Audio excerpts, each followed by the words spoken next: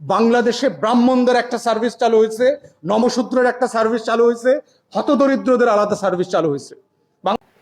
এটা কেমন দেশ যেখানে সেনাদের জন্য আলাদা হাসপাতাল, সরকারি কর্মকর্তা কর্মচারীদের জন্য আলাদা হাসপাতাল, পুলিশদের জন্য আলাদা হাসপাতাল, আর সাধারণ নিরীহ অসহায় মানুষদের জন্য জরাজীর্ণ এক হাসপাতাল। এ বৈষম্য কেন? প্রশ্ন আজ সবার। রোগ তো সবার এক, মৃত্যু তো সবার এক, তাহলে চিকিৎসা ব্যবস্থা আলাদা কেন? প্রশ্ন সবার কাছে। জনগণের টাকা নির্মিত স্বাস্থ্য ব্যবস্থা সবার জন্য এক হতে হবে।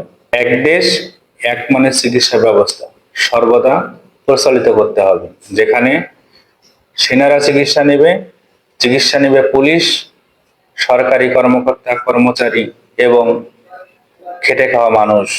এমনই চিকিৎসা ব্যবস্থা প্রচলিত করতে হবে যেখানে সঠিক মানের চিকিৎসা, কম ব্যয়ে সঠিক চিকিৎসা প্রদান করা যায়, এমন একটি হাসপাতাল, এমন একটি স্বাস্থ্য ব্যবস্থা গড়ে তুলতে হবে। প্রত্যেকটি মানুষকে আওয়াজ উঠাতে হবে, প্রতিটা মানুষের কণ্ঠে।